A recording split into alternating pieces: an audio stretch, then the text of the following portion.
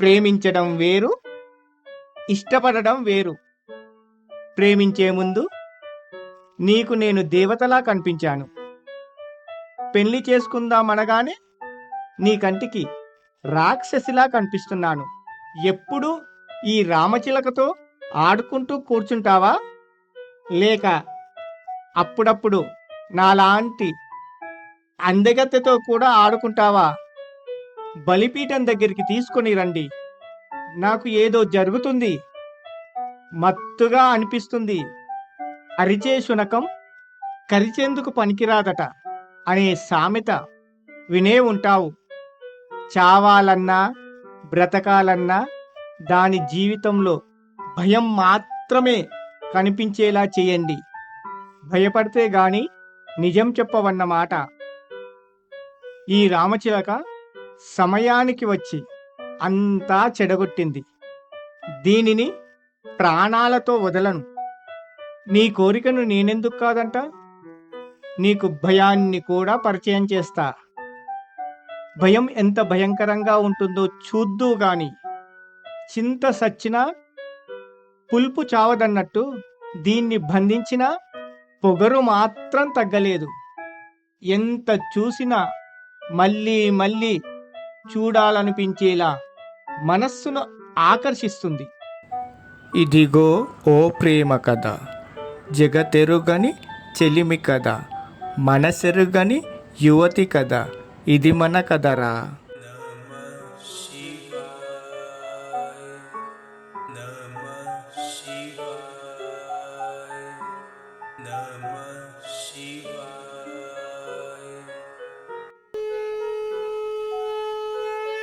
మూర్ఖత్వం కాదు, మూఢత్వం కాదు, ముక్కంటి తత్వం మాది. మేము హిందువులం.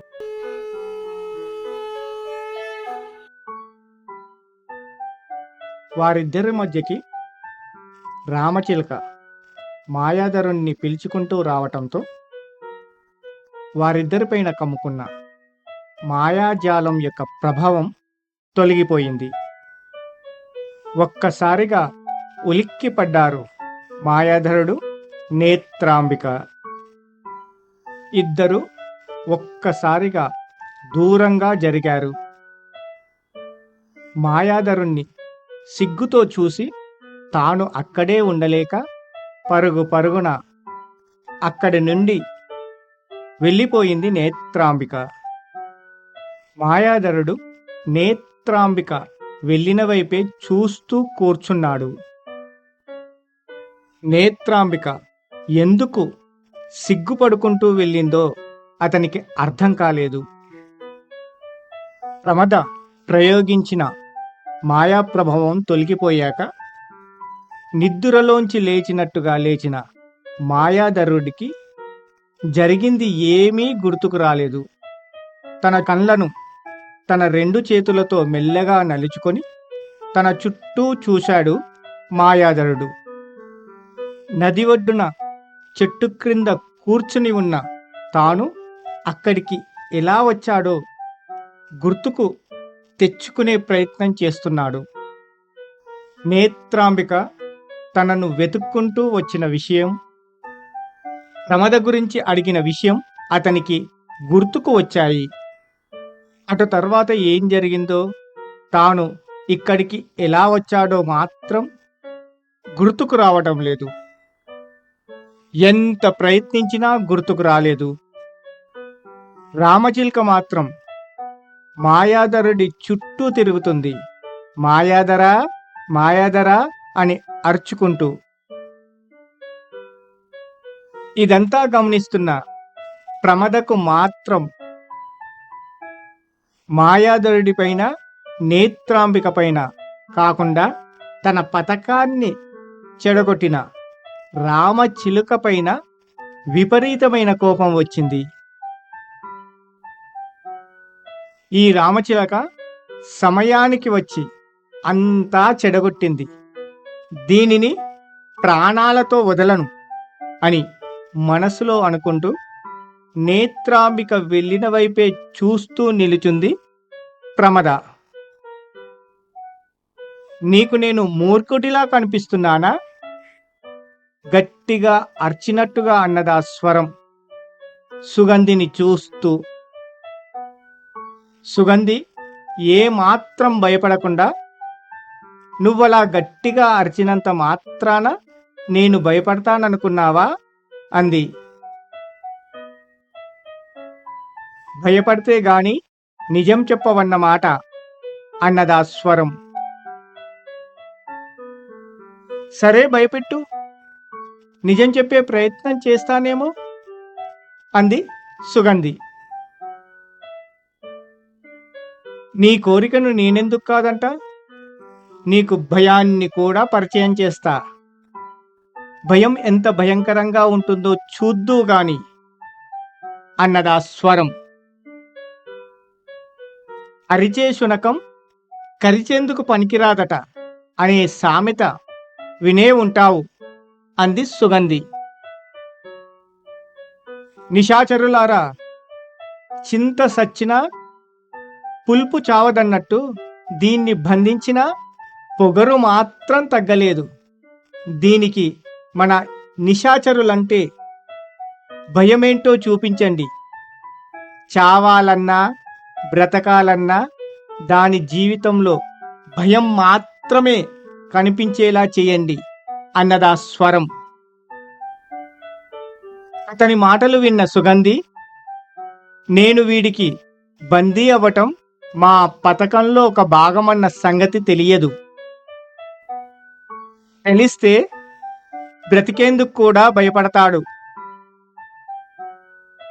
వీడికి భయపడి నేనీ బోనులో బందీ అయ్యాననుకుంటున్నాడు పిచ్చోడు అని మనసులో అనుకుంది సుగంధి. చిత్ర విచిత్రమైన పక్షులు, జంతువులు అక్కడ ప్రత్యక్షమయ్యాయి. వాటితో పాటు గాలిలో ఎగిరే జాతికి చెందిన మరికొన్ని మరుగుజ్జు జాతికి చెందిన చెట్లు ఉండటం చూసి ఆశ్చర్యపోయింది సుగంధి. ఏం ఆలోచిస్తున్నావు సిద్ధా? నువ్వు నన్ను ప్రేమించడం లేదా అంది ప్రమద రూపంలో ఉన్న స్వరమాధురి. నువ్వు నా ప్రమదవు కావు అన్నాడు సిద్ధుడు. అలాగా, నీ కంటికి నేను ప్రమదలా కాకుండా దెయ్యంలా కనిపిస్తున్నానా? ప్రేమించే ముందు నీకు నేను దేవతలా కనిపించాను. పెళ్లి చేసుకుందామనగానే నీ కంటికి రాక్షసిలా కనిపిస్తున్నాను, అంతేగా అంది ప్రమద రూపంలో ఉన్న స్వరమాధురి. నువ్వేమైనా అనుకో, నువ్వు మాత్రం నా ప్రమదవు కావు అన్నాడు సిద్ధుడు. నువ్వన్నది నిజమే, నేను నీ ప్రమదను కాదు, కాని నువ్వే నా సిద్ధుడివి అంది ప్రమద రూపంలో ఉన్న స్వరమాధురి. నువ్వు నా ప్రమదవు కానప్పుడు నేను నీ సిద్ధుడినెలా అవుతాను అన్నాడు సిద్ధుడు. ఎందుకు కాకూడదు? నా మనసు నీదైనప్పుడు నువ్వు నావాడివే కదా అంది ప్రమద రూపంలో ఉన్న స్వరమాధురి. నీ మనసు నా దగ్గర ఉండటమేంటి? అసలు నువ్వెవరో కూడా నాకు తెలియదంటున్నాగా అన్నాడు సిద్ధుడు. ఆ మాటను నన్ను చూసి చెప్పు అంది ప్రమద రూపంలో ఉన్న స్వరమాధురి. ఆమెను తదేకంగా చూశాడు సిద్ధుడు. అందమైన శరీరం, కుసుమకోమలమైన సౌందర్యం. ఆమె అందంలో ఏదో అద్భుతం, ఏదో మాయాజాలం ఉంది. ఎంత చూసినా మళ్ళీ మళ్ళీ చూడాలనిపించేలా మనస్సును ఆకర్షిస్తుంది. అలా ఆమెను చూస్తున్నప్పుడు ఏదో మైకం అతన్ని కమ్మేస్తుంది. ఏం జరుగుతుంది? ప్రమద, నాకు ఏదో జరుగుతుంది, మత్తుగా అనిపిస్తుంది అంటూ మెల్లిగా కళ్ళు మూసుకున్నాడు సిద్ధుడు. కన్యకలారా, వీడిని బలిపీఠం దగ్గరికి తీసుకొని రండి అంది ప్రమద రూపంలో ఉన్న స్వరమాదిరి.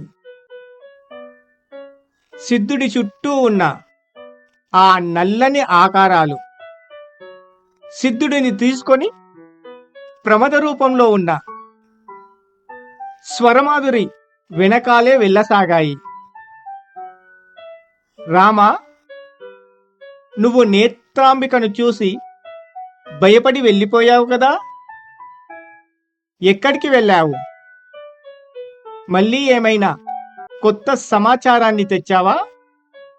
ప్రశ్నించాడు మాయాధరుడు. నేను నేత్రాంబికను చూసి భయపడ్డానా? మాయాధర, నువ్వు కలగన్నావా అంది రామచిలక. మాయాధరుడు ఆలోచనలో పడ్డాడు. అంటే నువ్వు అని ఏదో చెప్పబోయే లోపే అక్కడకు వచ్చింది ప్రమద. మాయాధర, ఏం చేస్తున్నావు? ఎప్పుడు ఈ రామచిలకతో ఆడుకుంటూ కూర్చుంటావా, లేక అప్పుడప్పుడు నాలాంటి అందగత్తెతో కూడా ఆడుకుంటావా అంటూ చిలిపిగా నవ్వింది ప్రమద. ప్రమద, నువ్వేంటిక్కడ అన్నాడు కంగారుగా చూస్తూ మాయాధరుడు. కంగారు పడాల్సిన అవసరం ఏమీ లేదు మాయాధర అంటూ రామచిలుక వైపు చూసి, రామా, కొద్దిసేపు మా ఇద్దరిని ఒంటరిగా వదిలేస్తావా? మాయాధరుడితో కొన్ని ముఖ్యమైన విషయాలను మాట్లాడాలి అంది ప్రమద.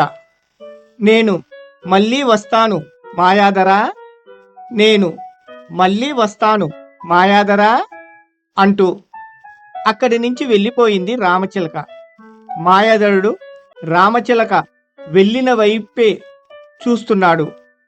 ఎంతసేపలా చూస్తావు మాయాధరా? నీ రాముడు ఎక్కడికి వెళ్ళడులే.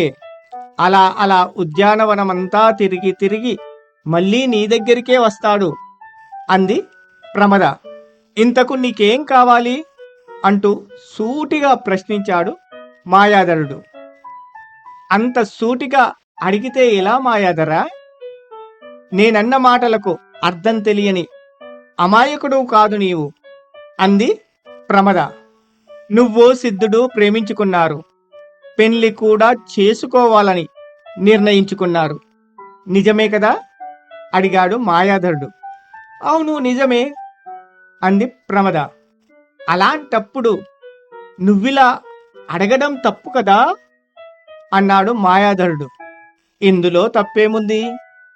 పెళ్లి చేసుకోవాలని అనుకున్నాం కాని చేసుకోలేదు కదా అంది ప్రమద.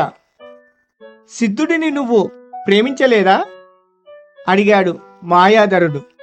మనస్ఫూర్తిగా ప్రేమించాను అంది ప్రమద. సిద్ధుడిని ప్రేమించానన్నావు, నన్ను ఇష్టపడుతున్నానంటున్నావు, ఇదెక్కడి ప్రేమ అన్నాడు మాయాధరుడు. నీకు తెలియదా మాయాధర, ప్రేమించడం వేరు, ఇష్టపడడం వేరు అంది ప్రమద. ప్రేమ ఇష్టం ఒకటి కాదా అడిగాడు మాయాధరుడు.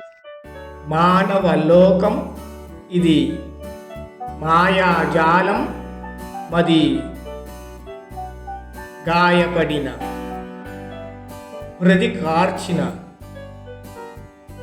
అమూల్య చరితం ఇది.